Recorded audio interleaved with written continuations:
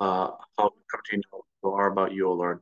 Bless all of the students. Bless all of our those who support us. Bless all those who have asked us to pray for them, the sick and the suffering. Bless all of our children, especially those who are starting the new school year in different places. May continue to bless us as a church to continue to build up faithful who are strong in their faith and strong witnesses of the love and compassion that you give to us. We ask in the name of the Father, Son, and the Holy Spirit, both now and always and forever. Amen. Good evening, everyone. My today I was asked to help do the class um, for today. So then I was told we're starting book 4 um, of the Divya Bodhanam series. And so I'm not sure, is there anyone here who's able to give the introduction for the class or today's new book? Because I'm only going to be giving the first introduction lesson. I'm not doing it. I don't know who's going to be able to do the next lessons. I don't know anyone from the Divya Bodhanam is on the call or on the Zoom call. I am here, but then I haven't attended the previous classes either. So Okay. That's okay. I just want to make sure if there was an introduction before I started today. But I appreciate it. But do you know if there's any announcements about the new book before I get started? Announcement, no special announcement, but then I think this is I'm not sure if today is a first class for book 4. But yeah, Chris Achin, you can start over with the book. Do you want me to share the book 4? No, I have it. I should make sure. I'm hoping everyone else has it too as well.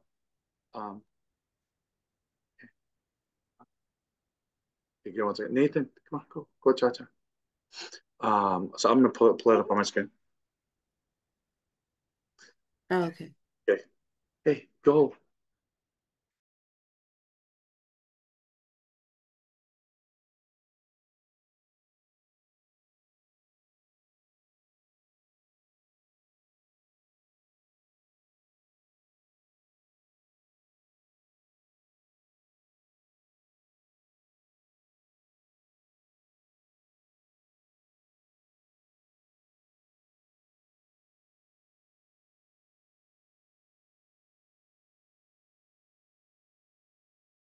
Achin, you're muted. Achin, you're muted. Sorry about that. Uh,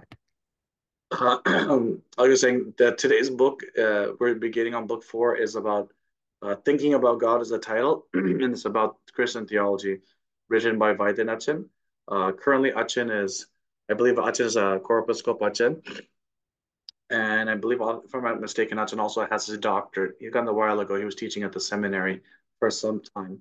Um, and so Achin has put together a good this book that he's helped to compile for this Divya Bodhanam series. Has a good synopsis or a good introduction about the study of theology. Pretty much like, as all of us Achins, when we go to seminary, that's the main thing we're studying is theology, right? And we'll be talking about what that means in this introduction, this first unit. And I'm hoping to get at least through the first 3 lessons today, this first hour. Because when I was asked by the Betty Andy, one of the coordinators for the both of them, if I can help at least give this class, because I think last week was missed. And so, I'm not available to do all the classes, but I said I can do today. I was available. So just give a quick introduction or a brief introduction for this first unit of book 4. I apologize. I was only asked on Friday, so I don't have slides. So we're just going to be kind of going through the book together, and so that you guys can see where I'm at as we're doing this. Okay. So this first lesson, or the first lesson in Unit 1, is about the terms and meanings when we talk about the study of theology, right? It's always interesting, when I was beginning seminary, and we're, theological students, they tell us a lot of different things. We're there because of, some people because of a calling, or, they've been, and because of a priest or through many, or someone, a friend who's guiding them to a vocation and serving the church in different capacities. Because the seminary I went to was St. Ticon's in northeastern Pennsylvania. You have different people of different age groups of different backgrounds. Some of them are ordained, some of them are not, as shamachans or as lay people, and we're all there kind of together, wanting to study more about God and the church, right? So there's a lot of things, and I remember when in my orientation class, um, one of the Father Alexander Golubov, he mentioned to us, all of us are theological students looking to be, God willing, if, the church calls to be as priests or as deacons or as serving in different capacities within the church. And he says, you're mindful, like, you take this step going forward, being mindful that, just because you come through seminaries doesn't mean you're going to learn everything, right? And the more we learn, the more we grow in our depth of our understanding of who our God is. But then he was highlighting for us that the back of the classroom there's a cross, right? And he was saying that if they did it to him, they'll do it to you. And you're just kind of getting trying to prepared as priests. You have to be mindful that as St. Paul says, we preach Christ crucified, right? And who is resurrected. And so, but remember that process of the glorification or deification or coming more like Christ, and when we walk in his footsteps is also to deny or to be crucified or to go through those struggles of willingness to let go of the things of this world or struggle with things of this world to obtain um, or to understand and to grow in the image and likeness of God and grow in the divinity that God gives to us and to be in communion with him. So as we study this, we always kind of be mindful of as much as we can um, study and learn in an academic way, theology.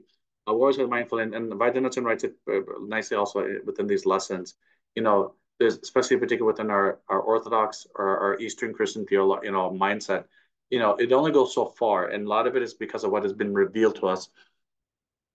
Or we'll see it in the later lessons, and I think we'll get to it by lesson 3 of God's divine economy, of the economia, what God, invites us and shares with us that we're able to understand.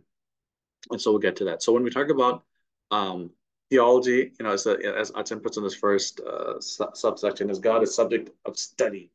And as he said, it's easy to say God, right? Or Devam, or Deos, or Theos in Greek, or Dios in Spanish. But those are quick words in different languages to say God, to represent a higher being. But when it comes to fully comprehend this God who created everything and the God who is our creator and our attempt to try to understand who this being is, right? It's very limited, right? That's what Hudson highlights. It is a futile attempt to know God fully as it is to walk for one shadow. And he uses that as an image. It's a nice little image. So one of the key things that we understand about who God is, what defines him as God and what delineates us as God and people, God has no end, and there's not possible to confine God to limits and space. Give me one second. Okay. So the word theology itself means the understanding or the study of God, right? So when you break it down, theo is a Greek word for God, and logia means word or description. So if you look at strictly, theology means word about God or the science that describes God, as Achan highlights in this section, what the word itself of theology means itself, right? And so, sorry. So when we look at this word, another we never see this specifically found in the scriptures or in the Bible, the word theology, right? But we do come across expressions of this study or this word or description of God. And so we see this the phrasing of the mysteries of God right here, right? The mysteries of God is found in Corinthians, or the sound of sound words or sound doctrines that St. Paul writes also in Timothy and Titus. So these are some phrases that are similar or that are directed to this word of theology or the study of God or describing God. But we're mindful that even in the Bible itself doesn't talk about this, the science like we think of it now as an academic way. So because first and foremost, one of the things about when we define or understand who God is, he's beyond definition or description. And so it's how do we put him into this field of study? Because when children are taught in schools a scientific method, right? You're taught to use your senses and to ask questions, the who, what, where, why, how, can you test it through your, taste, touch, your eyes or your sound or your smell, right? We're taught all these things of uh, how to study things, but we know for God, it's not something that we can easily perceive through our senses. Though there's parts of it that we use, that's what helps us, but it's not easily understood, right? Like our as he puts it, our naked eye or they're just the creative eye that helps us to see things and make connections is not the mind that we're using to when it comes to about understanding who God is. We look in our inner selves and our spirit that helps us to comprehend that relationship better or that connection that we have with God. And um, so we have to be kind of mindful that our senses are there and helps us understand the natural world and helps us to see, understand uh, partially of who God is, right, through our senses. But we know that this is imperfect or incomplete. As Atin highlighted, and our senses of perception have their limitations in study of theology, right? And so then it becomes okay, what is the core? If you're saying all these things that we can't do, theology, what are we able to do, or what is the core of theology?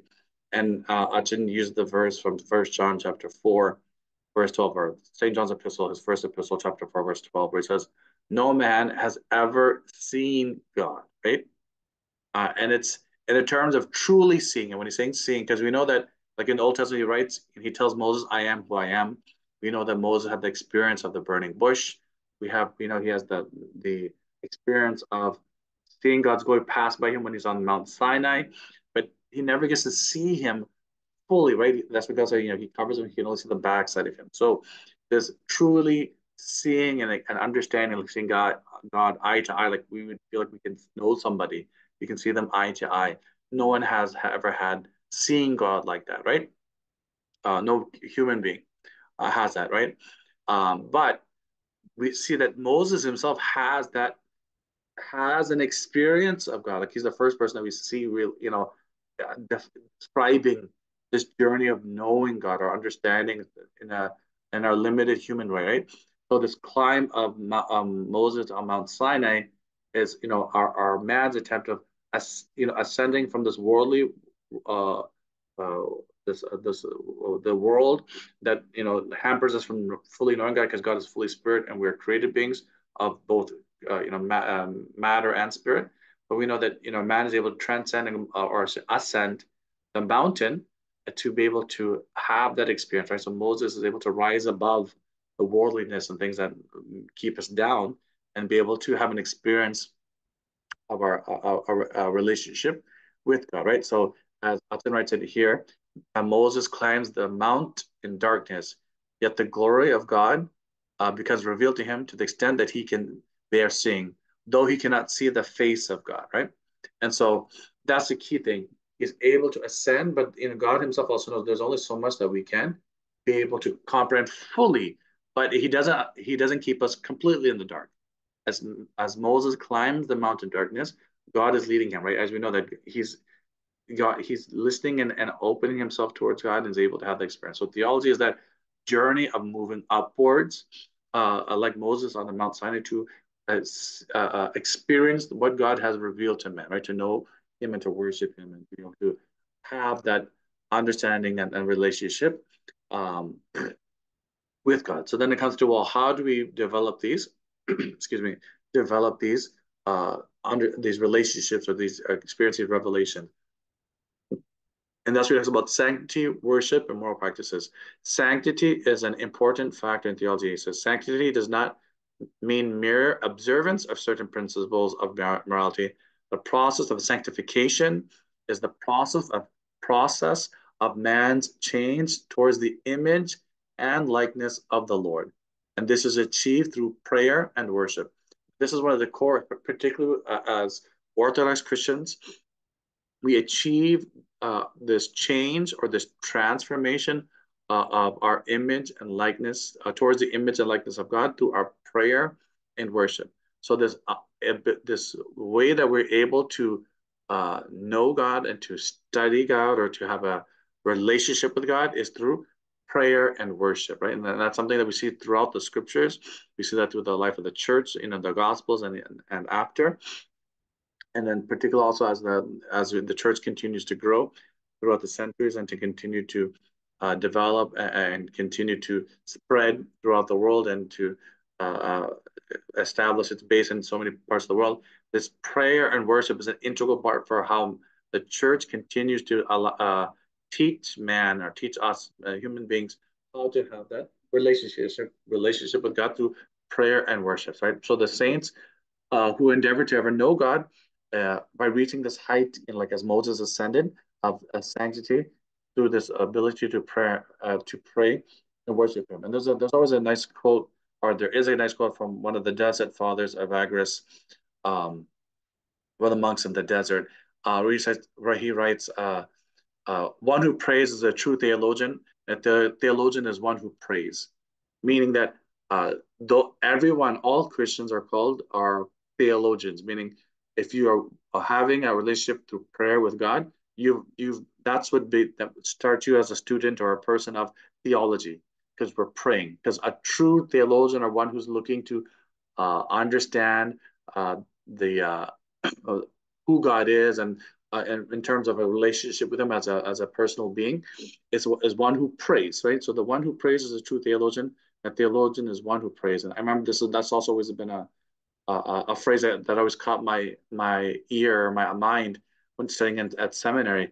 That you can do all this study, but if you're not praying, you know, we're not going to be transformed. Particularly, we just passed last week the feast day of Transfiguration, where the three disciples, Peter, James, and John, were able to see the Lord transfigured on that Mount Tabor before his, going to Mount Calvary, before being his passion, death, and resurrection. They saw his glory in a limited way, and seeing Moses and Elijah standing on either side of him, right?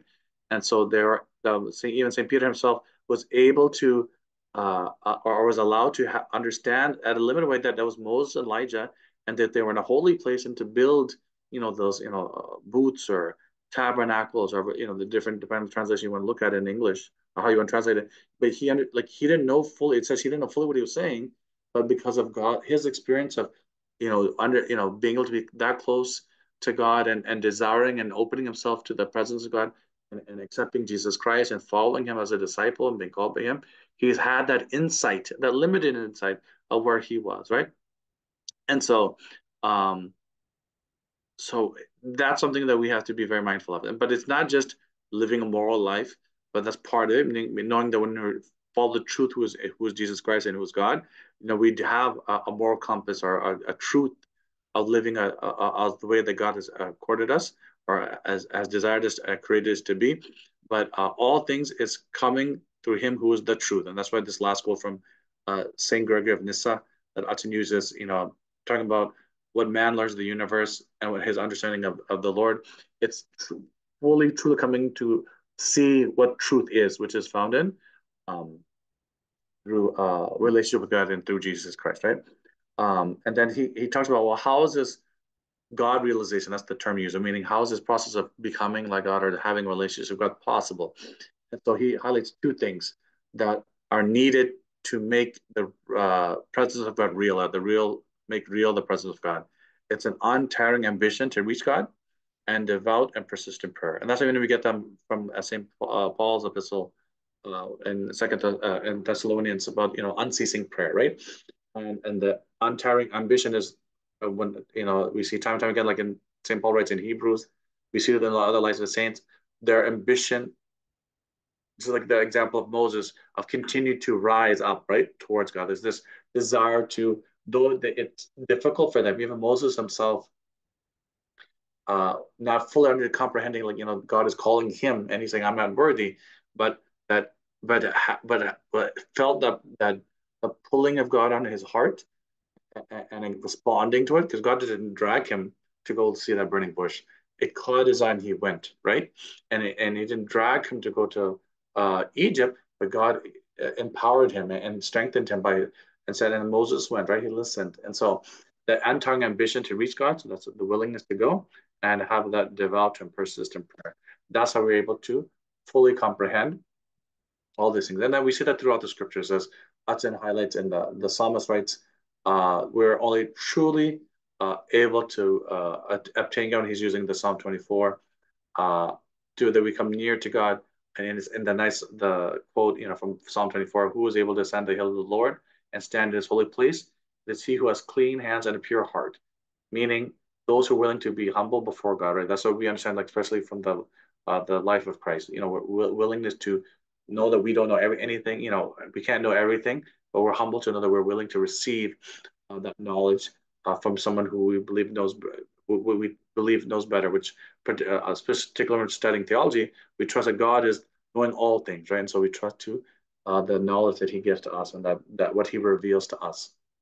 And so, to share in that mystery of God, we know we have to have a pure and open heart, and that's comes through devout worship, right? And so then we see that as Atan highlights in the Old Testament, New Testament, and so one key thing is at the end of this section, real knowledge of God is not received because you get a doctorate degree in theology, right? It's not learned just in a classroom like we're sitting here for this David Bodham class, right? A real knowledge and recognizing who God is and trusting and believing in all the miracles and things that we see through the scriptures and through the lives of the saints are ones who are able to open themselves completely. And like I said earlier, that quote from Evagrius, one of the Desert Fathers, is one who's opening themselves in prayer and opening their hearts. When talking about pure heart, particularly as Orthodox Christians, we know when we open ourselves in receiving Qurban, right? We're partaking and sharing in the mysteries of God, right? A willingness to open ourselves to that, right? And that's what this sharing of the mysteries, right? That the glory of God, the Church Father teaches that the glory of the Lord is manifest in this world only in part, meaning the we know that we're still awaiting the second coming, but we're on this journey through the life of the church and through communion, through the communion through the sacraments, and are consistent, like we said earlier here, at the beginning of the last section, a persistent and desire for God and a persistent prayer that allows us to open ourselves up. So not by logical reasoning or scientific reasoning only, but truly on faith and trusting that there is a true and real knowledge of God out there, right? And then that comes from even when we look at even before Christ and looking at the philosophers of the ancient world, be it in Greece or even in India and the Hindu philosophers, there was an understanding there's something greater than this world, right? Even that limited way, they didn't know the one true God, they didn't know who Jesus Christ was, but man can even from the earliest times when they were able to think, understood there's something greater than this us. And imagine that, and we learned that in seminary, and we learn in theology.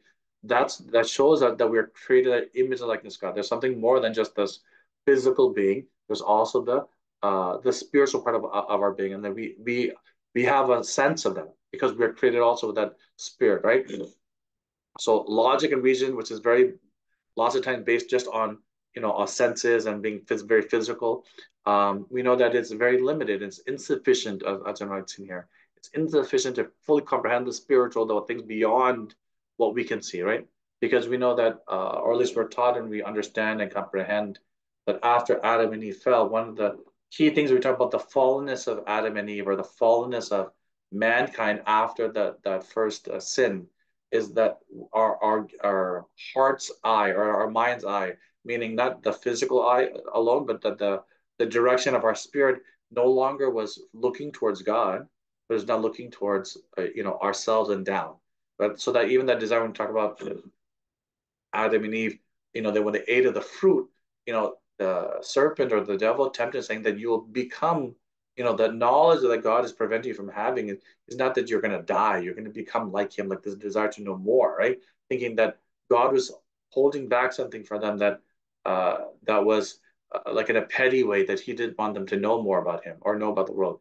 But that sin of thinking they can be greater than who was before or who has created them, understand fully that which how can we comprehend the created things when we ourselves are created? Trusting that the one who created it can show us and lead us, just like parents when we try to teach our kids how to properly, brush their teeth and go to the bathroom and for like potty training and learn their mathematics and to learn how to read and write and do all the things. It sometimes can be frustrating when they say, I want to do, but we know from ourselves, like we can show them. But so we have to, that humility that sometimes we lack, to open ourselves for that spiritual process of growing through the prayer life of the church and through the sacraments of the church, to be able to observe uh, those practices that lead us, our mind's eye, towards God and rather than towards ourselves. Right? So having that true heart of repentance and of reconciliation with God helps us to have that true fear of the Lord is the beginning of knowledge, as we know that we read in Proverbs.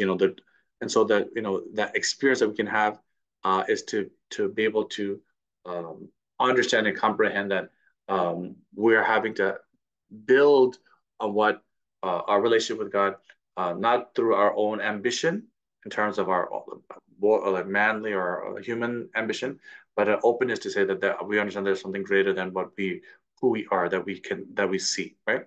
And so that's a lot about this beginning of theology, right? So on this lesson two, or actually before I get there, is any questions on what I just presented? Because I know it's a lot of terms and terminology, but I'm hoping I'm presenting it where uh, you guys can understand. You can stop me at any time, like put a question or in the chat or stop me. Okay. Acha, this is Alex here. Uh, Now, a question, I don't know whether it's a question per se, but as a commentary is that, why is that? I mean, from what you just said and what I've heard so far in theology is that, unlike any other branch of study, which requires a person to have a certain virtue, I don't need a virtue to study um, science. I don't need to be humble to study astronomy. But why is it that I need a virtue to study theology? oh, that's a good question. I'll say the virtues, like it's just like like when you go to school, anytime you can, especially as you get older, there's always prerequisites before you can sign up for a class, right? I can't go from like my children, like our kids in high school, they can't go from seventh grade math all the way to calculus if they haven't had algebra and geometry and pre-calculus, right? Because they have to have a certain understanding that they can't just go like, you have to know certain things to be able to fully comprehend that mathematics or that science. So in a similar way, as you like, you're right, that virtue that's there is not something that's prevented, that is not held back from us.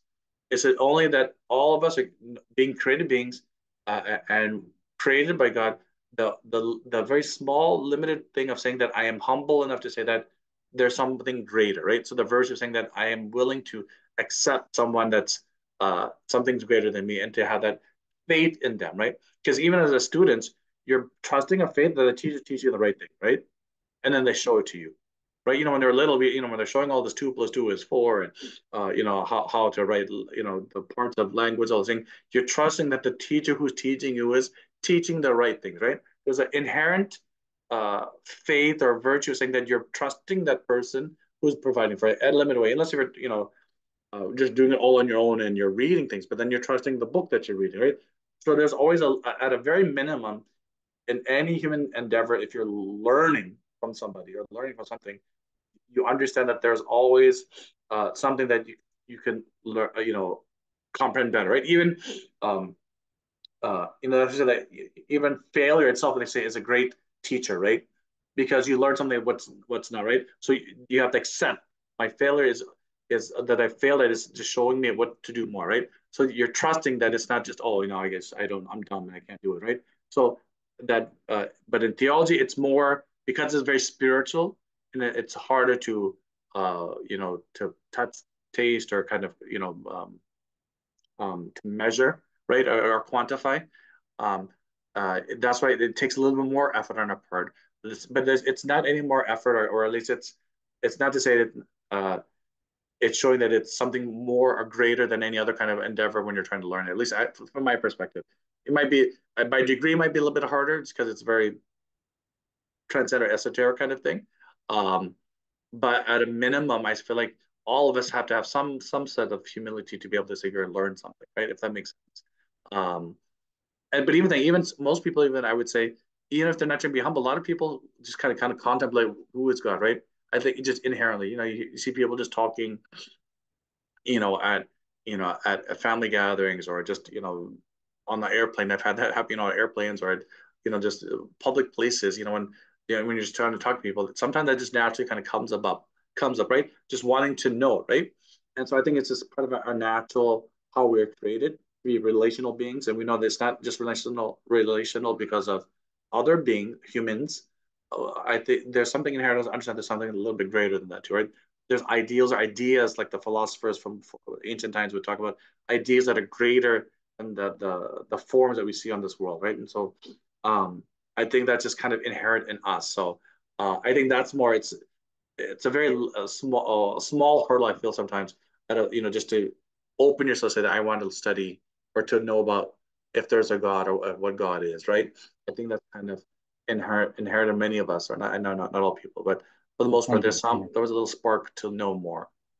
Thanks, Acha. So my Yeah. second adjoining question to that is that the purpose of a study by itself, I mean, from a human standpoint, any study is to further our knowledge towards that. You agree, right? Hmm. So if I have to ask you a question, and just a question that in the last 2000 years that we know of, know and unknown, whatever being that, do you think or agree that we now know God better than what we knew 2000 years back? Let me Did the try to study think. help us? Yeah, yes and no, right? I would say yes in terms of what we have more like back in the olden days, like I would say 2000 years ago, they didn't have computers and books to be able to disseminate, right? But at the same time, they already had an understanding that they needed to teach the people, right, and provide in different in ways that was available to them, right? And so I think in many ways it's just by medium and things. I think maybe we're better off because it's more easily to be able to continue to pass on. Um, Even if there's someone not to speak it, because old days more a lot of oral traditions, right? But at the same time, I would say we know more, right? In terms of, because we're still being human and being created beings. We'll never fully exhaust our who God is, right? There'll never be a point that a human being can say that they know everything of God, right? It's impossible. That's also one of the things that separates us from who God is and who we are, right? Because we're created, there's a limit to who we are, right? Because we have a beginning, and but by the grace and mercy of God and by the way He created us to be, we can live with Him forever if we choose, right? That we can continue on, but then we'll have a start point and go this way. But for God, there's no beginning and end. He has no, like I said earlier, there's no time and space that He's under control, like that's controlling Him, like as we know it, right? He doesn't have that boundaries to Him, and so we'll never fully know. So then the church fathers and the early Christians from back early church, like us, were always desiring to be with Him. So we have saintly people who knew a lot of things and was able to do that. Even to this day, we're still reading their writings to understand who God is and who Jesus Christ is. We have those saintly people who are up to that level, but then lay people, how much do they comprehend that? We don't, just like us, some are better, some are worse, right? And so I think um, just as Christ says, He's the same yesterday, today, and tomorrow. Uh, well, it's a constant that God's presence and our understanding of God will always be there. To what degree, that's based on the person who's how much, like Achin wrote earlier, their consistency, their persistency, and desiring to be more with God, and their life of prayer and communion with God too, right? And so I think it lots of times that's also on the individual person, like as a whole, like that's what I was saying earlier, but by mediums and stuff, and you might say we're a little bit better off because it's easy for printing and disseminating, and we can now we don't even need the put in a book, we can just email and we can send it through WhatsApp and have it. We're not limited by someone has to go to India or and purchase this book like it was a long time back, or someone ship it from India so we can do these classes, and that way you can say maybe we're a little bit better off. But like I said, that's more just in disseminating more than actually comprehension or understanding. I don't know. Does that make sense, or does that kind of No, I think, yeah, answer? it does make sense. I mean, I'm just looking at the reason I ask these two questions is because when we say that theology is a study, but at the same time, it's more on how do we perceive it, and there is no set score to say we got it right this time, and there is no repeatability. Why is it in the first place trying to have a comparison against a study? If it's not a study, then let's call it that way rather than a study. That is what the basic notion comes to me. If it's not repeatable, if it's, I'm not denying the fact that spirit that works on it, but by categorizing into that, we are trying to fit into a channel which is meant for something else, and that's the Oh, failing purpose everywhere. and I If think, if I see what you're saying now, Alex. And I think sometimes for us, when we think about what people long time back, even a couple hundred years to 1,000 years to now, study was just kind of like it talked about, the Archen Road and that this about Moses, right, ascending to the mountain, and then this untiring ambition to reach God and the devout persistence in prayer. Even in science, when we talk about the golden age of the Renaissance and things, there was a desire to know more about the world, right? They had an untiring desire, and they now always understood that though they might have saw something, another scientist might say, I can find something even more or deeper, right? So I think sometimes we now, especially our kids, something they can just now do chat GPT. They don't need to look hard anymore. It's already found, right? They're not realizing this, but we know that man keeps growing. Like, we're losing sometimes the desire to know that there's something greater that, we've only learned so much, right? And we're supposed to add upon or grow upon what was given before, right? And so in a similar way, in study of theology, though uh, people have come before and they've written so many things, our personal experience of it should also add to that, and that we can grow even in it more, right? Like I said, even the most saintly person from before, you even say Saint Mary, we get the Mother of God.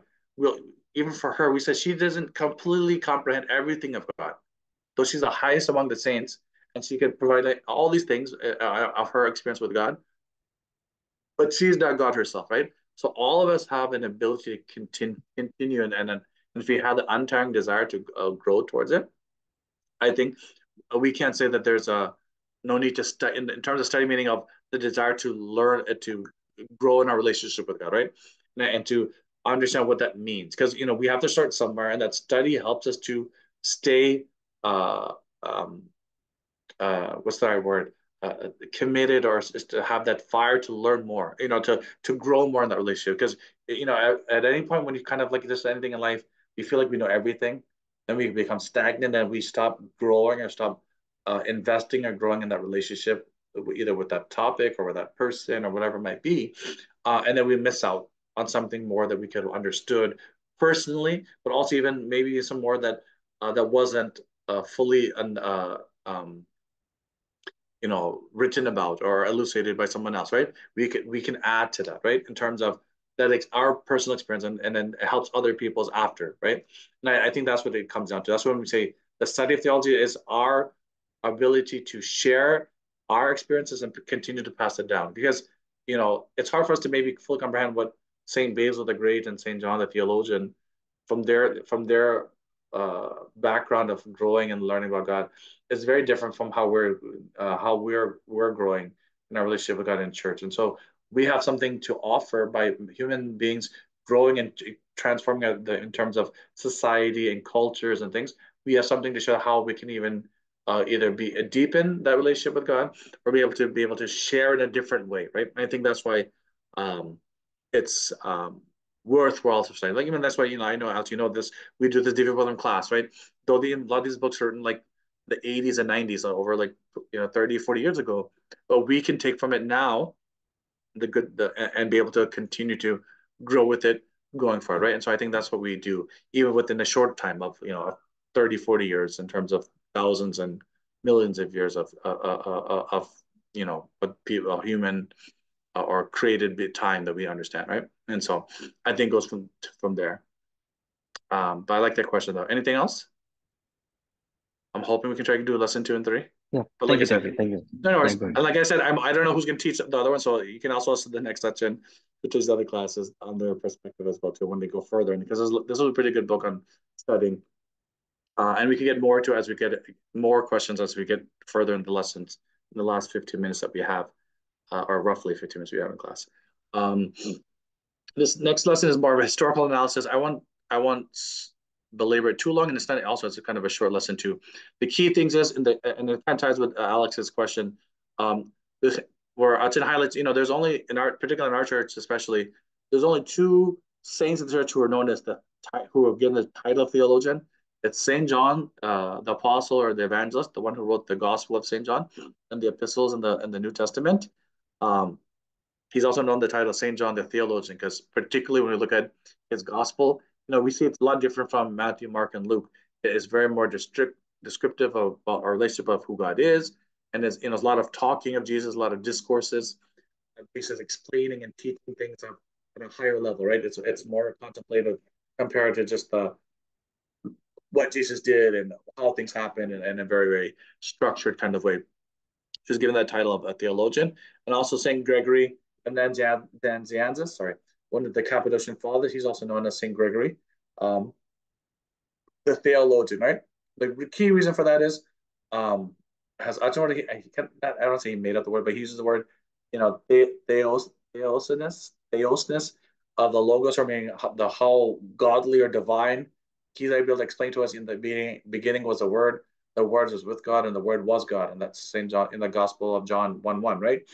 So it's already starting out telling us, he's explaining to us that this Jesus Christ, who is the Son of God, who is God, he is this person that we're going to be, this is who you're going to be learning about, right?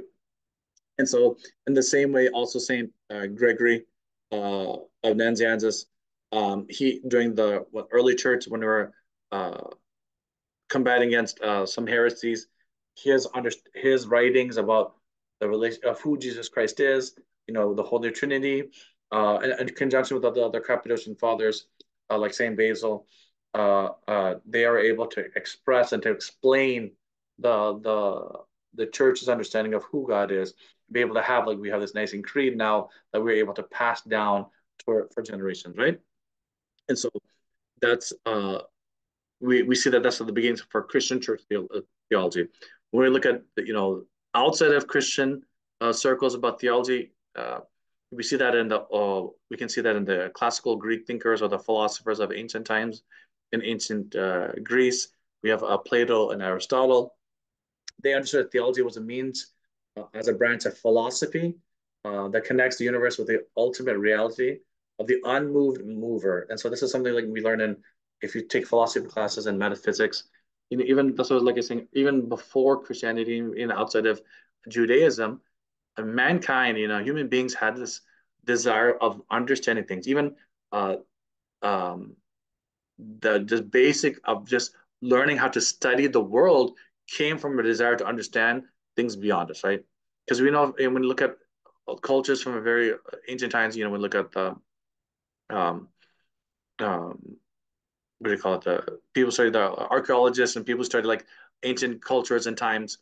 Um, there was always people who worshipped in some form or fashion, right? They might not have worshipped, Yahweh or the one true God like the Jewish people, but the people were because of how God created us. So that's how we understand when we look at the scriptures. God had created us to be worship beings, and so even the ancient peoples had this understanding of looking towards God, and so or looking towards when this one talks about this unmoved mover, something greater than us, right? He's not being moved by time or moved by space or or held by the rules of created things, right? And so we see that already in the even non-Christian circles. This study of theology outside this of created things. That we have to understand those things to also to comprehend the things of the world, right? So then we look at early Christian definitions of theology or in the early Christian theologians. We have Saint Clement of Alexandria and Origen. Origen was one of the great teachers of the church of the school in Alexandria. Same thing with Saint Clement, one of the patriarchs of Alexandria. They helped us to understand particularly about the incarnation. So we get down to who Jesus Christ is in the early church, and so the theology at that time, particularly, was to be able to combat against heresy or teaching that were against the witness and the experience of the church. So when people were in this area, this is one of the first big Christian heretics that that's what the first ecumenical council was made. they were teaching that Jesus Christ was secondary or a created being from God the Father.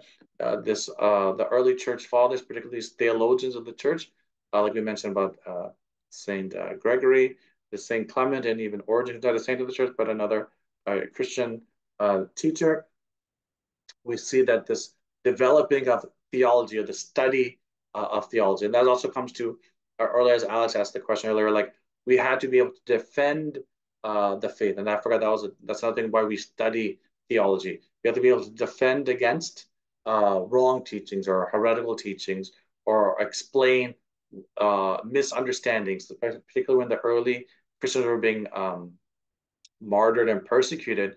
We see many early saints like Saint Irenaeus writing to different Roman governors and the peoples, explaining that this perception of who Christians were was wrong, and particularly, they were saying they're eating flesh and blood like as cannibals, and they says no, we're partaking in the mystery of the Holy Qurban, or the Holy Eucharist, which we are partaking of the divine, the true flesh and blood of our God and Savior Jesus Christ, through the bread and wine that becomes the body and blood. So they're not sacrificing people to eat them, which, you imagine even the early church, this early, not church, but these early uh, communities or cultures, and they were doing human sacrifices to their gods, right? But they were not necessarily eating them; they were just sacrificing them. So then there's all these kind of these cultures that are growing, particularly in the Roman Empire and the Western civilization, and then even East, going into the Byzantine and the Persian.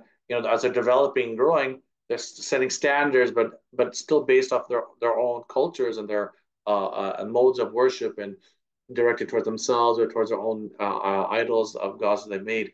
And so they're having to defend what true understand the one true God is, and they're able to use philosophy, like use the words of Plato and Aristotle, but be able to explain it, the Christian virtues or the Christian values or foundational teachings in the terms that they could understand as best they could, right? Because there's only so much, as we said earlier, the theology can only go so far in terms of explaining everything of God. It's very limited because being created beings. And so um, we see that this early church are making clear distinctions about what we understand of who God is, and using theology to defend against these wrong teachings. And so one key term that we're mindful of in the study of theology, this distinction of economy or divine economy, meaning what God is allowed, right? Like He's allowing us to kind of comprehend. So the incarnation was a way for, where God is revealing Himself to mankind, right? It's an economy, right? God being fully transcendent and cannot be comprehended completely, descended and came by His own divine plan or divine economy, and took flesh of the Virgin Mary, so that we can participate with God, that He can be with us and live among us, and to heal our brokenness, and ultimately to suffer, die, and resurrect, so that He can heal that brokenness, and to bridge the gap that was caused by our sin, and be able to be the bridge that connects us back to God, right, through His incarnation, right? So, but that's an economy, meaning as a concession, almost we can say, like it's though it's incomprehensible. That's why even the Jews and the Muslims and other religions can't comprehend a God who was kind of fully, completely become a man. That makes no sense. But we understand that because of His divine economy, or his willingness to empty Himself into descent for us, that's out of the humility that He shows for us, right? That He's showing that what true humility is, that God, who was beyond all things, who does not need to suffer and die, but does it because of His love for us, right? And so we see that, right? And so then we start saying that, particularly in Christian theology, the incarnation is an integral part in knowing God, because it is only through the incarnation, meaning Jesus Christ, who took flesh of the Virgin Mary, that we can say we have a true relationship with God, right? Before Jesus Christ, particularly in as God had chosen Abraham and his descendants, the Jewish people, they only understood God through these prophets and the laws and this external kind of dealings, relationship with God, right? Everything was very external through sacrifices and observance of the law, right? It isn't now in Jesus Christ, who took flesh, that now he's truly revealing who God is. That's why when the disciples ask, when Christ is talking about, that he and the Father are one, and and he's doing all these things because of the Father. And then when the disciples ask, "Show us the Father," and he goes, "Why could you?" And Jesus says, "How can you ask that?" And this in St. John's Gospel. He says, "If you have seen me, you have seen the Father." Right. So meaning he is revealing uh, who God is. He reveals the divine. The the divinity or this godliness on earth, right? Of who in his but he's taken but in the form of and taking flesh in the person of Jesus Christ and man, right? And taking flesh. That's why like I said last week, we celebrate the feast of Transfiguration. It's an important feast day because it reveals that in this flesh that we think is only man, because the kids he's completely condescended to us, and people just see it just as one other person. He reveals that he is also not just man, but also fully God, right? And so that's one of the first indications outside of just miracles that we see it, start seeing that in his being, he's God, right? So then that's where we start. That's the beginning of true Christian theology, because we understand that in the incarnation we are able to God is allowing us to comprehend more and to be able to develop a deeper relationship, no longer externally but now internally, right? Because he's now taken flesh, right?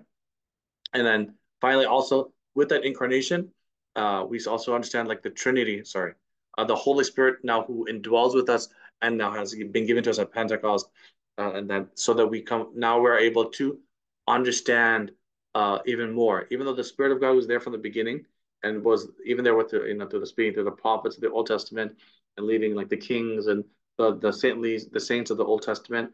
Now it is fully real for all church, right? That is now poured out upon the church, and the church is called to continue to bring the children and the people the people into the church uh, through baptism, and the second of the church is because of the indwelling of the Holy Spirit also with all of us now, that God has given his Spirit to show us that now even more that we're called to be uh, with him. All right. And then hopefully just to wrap up, we've got a few more minutes, like the last minutes, this last one, which is kind of long, the study of theology on principles and sources. Hopefully you can kind of do that more by the next lesson. But the key things that I'll just highlight, sorry, um, it's when you look at the early church, we have the catechumens. Those are people now that, like we were saying earlier when I asked about like how do we know more now than back then? Already the church understood that we had to have catechumens were the ones who were studying in terms of learners to become baptized, right? They've heard the message of the early church disciples and the early church leaders, the priests and the bishops and lay people, and they're desiring to become Christians. So now there's a process where they're taught the gospel and the teaching of Jesus Christ. They're taught about the practice of the church and the worship of the church, and they're being as catechumens to be brought into the church, right? And so we have that early, like Sunday school kind of thing. The doctrines are being imparted to the those who are seeking and desiring to be as Christians, and then they were able to fight against early church heresies. That's where they're, and because of differences of cultures, because the church is growing rapidly and quickly, even though it's a predominantly Roman Empire that we know the early church, but the Roman Empire has many different cultures, and so there's a lot of people who are having to teach and explain in different ways, and so we have many different church fathers, like we said earlier, who are writing and defending the faith, and then they start developing sources of theology, meaning sources of how we know God. One of the big ones we know that was developed by the church is the Bible, but that's not the only source. We have the oral tradition. We have the Nicene Creed and these doctrines and these prayers that have been developed by the early church to impart to people to know who God is and to grow in their knowledge of God and to grow in their relationship with God. The worship of the church is being developed so that people can continually live as a worshiping community, which helps us and as God created us to see and to experience and to be uh, as the visions of the early prophets who saw visions of the heavenly worship. We also join with the angels. We join with the created beings of the earth who are in communion and desiring to be with God. We see that glory that's been given offering to God and the glory that God gives to us, and so there is a continually um, relationship that's given to us. But that, as we say, this handing down of the tradition, or the handing down of the faith, is not just written down, like we said earlier. It's not just an academic thing. The congregation of the worshipers and the tradition of the church is integral. So this handing down, or this our paradosis, as Acha writes in this section here, the paradosis of the church, when we're standing firm in the faith, it's because we're in a worshiping community that we are able to learn through our relationship with Him in the sacrament of the church and the life of the church, so that we can grow. So then we have, canons and creeds and the basic principles that are being, that we're teaching now, we teach in our Sunday school, that we find in the scriptures. All these things are being laid down so that we can have the sources and resources to grow, right? We're not left alone, right? God doesn't just make us not have anything to be able to know more about Him, right? Through particularly, especially through the incarnation of Jesus Christ, and through the Word, which is Him. He is the Word, as St. John writes. He provides it in many different mediums so that we can understand, consume, and or not consume, understand and to comprehend and to intake, to observe within ourselves that relationship with God. All right, it's 7 o'clock.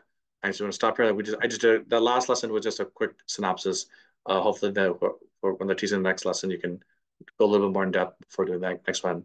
But I just want to close with just any other questions or follow-ups, and then to what we've kind of studied, and then we can close in prayer. And sorry, I know I was going a little fast because I was trying to get as much covered as I can. But are there any other questions? If not, I'll ask Thank you, if if any other announcements, or Alex or anyone else from the committee, the sir. David Bell committee. Yeah, very short notice. Thank you, Acha, for coming in and getting us this class. I know we spoke this 2 days back that we had to tell you, and in a short period of time, thank you for helping us out. No Like you problem. said, there will be another Achan who will help us from the next chapters. You have always been helpful, not only in stopgaps, but otherwise also in multiple places. So again, once again, very much thank you for this.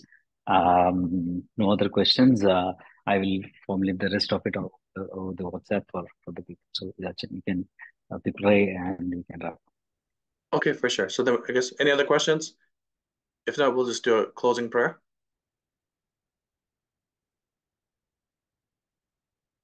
Okay. I don't see anything in the chat. Achin, one Yes. quick question. So, um, you were talking about the Sunday school, right? The importance of Sunday school and stuff like that. So, what I kind of like heard earlier was there wasn't any Sunday school kind of concepts in earlier years, in at least in like Orthodox practice. And then most of these theologies and things were embedded into our worship and services, and that is how it was transferred over to the younger generation in the earlier years, is what I heard. But then I think we what I understand was the Sunday school concept came in as kind of like a Western influence, is what I heard. So um in your perspective, what is that is making us do all this Sunday school and things like that? Is it because like the newer generation is not into the worship and services? Are we kind of like making a practice? Because I'm seeing that a lot of situations where Sunday school is becoming more priority than worship and services. Well, Right. that's a great question, Bobby. I'll add this. Sunday school started not recently. Sunday school started, when we had the Orthodox Sunday School Association of the East. It started back, 1940s and 50s. That's when the church was made a concerted effort of having Sunday school. So I think that was more. You're right. It's a Western influence, and that's one of the good things of the Western church was very good about making sure that they had a systematic way because of the education system, and the Renaissance was a big key about that. When then university started in Europe, it was a good way of making people to comprehend in a systematic way and be able to go right. And so I think that our church in India, a lot of even the other Oriental churches, like you said, in the early church, coming to church, and if you listen to the prayers, imparted so much of the faith, right? And you can only imagine, and some people just took it on blind faith. You can imagine even in the early church up until 1950s, everything was still in Surani, really, completely, fully, for the most part. Only when things are in Malayalam, I can only understand, or can only imagine, I should say, how the earlier generations fully understood the faith, knowing that of the early, Achans and Tirumenis would, translate and, do sermons in Malayalam and the language of the people at the time. But the worship services were still in Suryani, but people had an understanding. The Achans had a greater responsibility to explain what these things are. And they had an understanding that the words that they're hearing and singing they connected with God in those ways.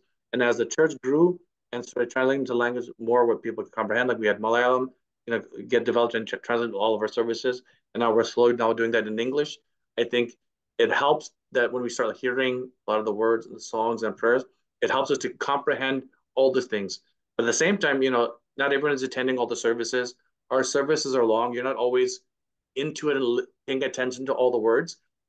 So most people, even Achins will, like I remember senior Achins would tell to us, they've been, in the Orthodox Church for however many, since they're, kids, right? 40, 50, 60 years. And even when they were teaching us, I remember one of my Achins, Adolf Achin, said, he goes, I am still learning when I'm teaching your classes for MGOCSM and Sunday school more about my faith and about the church, right? So it helps us that when we do a systematic way of studying, it helps us to kind of pull from the worship service of our church and to make sure that we're comprehending it. So that because it helps us to be better Christians or more informed Christians. I shouldn't say better, more informed, so that we can be able to deepen our faith, be able to also just to share with others, right? And to kind of hopefully the Sunday school should hopefully lead them to the worship, right? Because I remember, because you're right, some people maybe have a misunderstanding or misuse, not misuse, I don't know what the right word is. They use Sunday schools as the end all be all of learning or knowing church or being Christian. But I know we like in the last couple of years, even at our church in Houston, our vicar, Terence would always tell people, remind them, hey, just if you just bring your kids just for Sunday school and leave, or think that's all it is, you're missing out. Attending Qurbana, attending the services is more important than just, not should say, is just as important. You should be thinking just the education part is only one part of it, but to realize and to live out what they're learning in Sunday school is only found in the worshiping and the living out their faith, right? And so Sunday school has an important role in helping us to deepen our understanding in the worship service. That's hopefully that's what our church's Sunday school system is helping us to understand. And even like with the new curriculum, it's helping us to also try to see that more apparent, right, in the study of the faith, right, to help us to see where the good things are, like the resources that are found in the not just in the Sunday school books or the church father writings or in the scriptures, but also showing it how it's reflected within the worship of the church to deepen our connection and our relationship with God. So I think they can go hand in hand. It shouldn't be one or the other. But at the same time, the more important role is the liturgy. That's what's been passed down for generations and centuries, right, and millennia. But the Sunday school is a good tool to help us to make sure that we're growing and comprehending what the faith is being taught to us. And it gives an opportunity for the kids to engage in it too as well. But I'll leave it at that. I hope, does that kind of answer your question, Bobby? Or hopefully kind of. Yeah, yeah, kind of. And so no, I mean, I was more feeling like the mode of perspective that perspective actually probably might have changed. Saying that we understand earlier we used to understand God probably through worship and services. Now people are thinking that okay, Sunday school is the place where we understand God, and then worship and service is something kind of like add on to it. No, I know. I think it's particularly. I would say it was never the case that we said it was add on to it, like it's and the worship is add on to it. I think particularly like I know growing up here in America, because all the services are Malayalam, the only way to kind of tell you what you're doing is in Sunday school's only English medium portion of it, right? So maybe Yeah. you get that feeling of hey, that's all I need because everything else is a different language. But now with we have things that are translated to where more people can come, even if you don't know Malayalam, you can still comprehend because we're saying it in English as well, or you can follow along in the English. So then you can participate also in the worship. So the Sunday school should be leading them towards that worship. It shouldn't be Yeah. end all be Yep. all. So I think that's just True. something we have to, as a church and as leaders in Sunday school and David Boldenham or wherever it might be in our churches, to help our kids and even the adults too to see that too as well, right? To help them lead them to those resources to help them to fully participate in our worship services and fully engage in the faith. So, yeah. Thank you, Ajahn. no problem. I appreciate the question too. That's a good point. Any other questions? Okay, I know it's getting late, so we'll close in prayer, and then I'm sure you bring more questions for the next class as well. Let's pray. Abide, our Holy Father, guard us by your sacred name. O Son, our God, our Savior, protect us with thy victorious cross. O Holy Spirit, make us worthy temples of your holy habitations. O Lord, our God, forever. Shelter us under divine wings at all times, forever and ever. Amen. Good night, everybody. Hopefully you have a Thank blessed you. evening.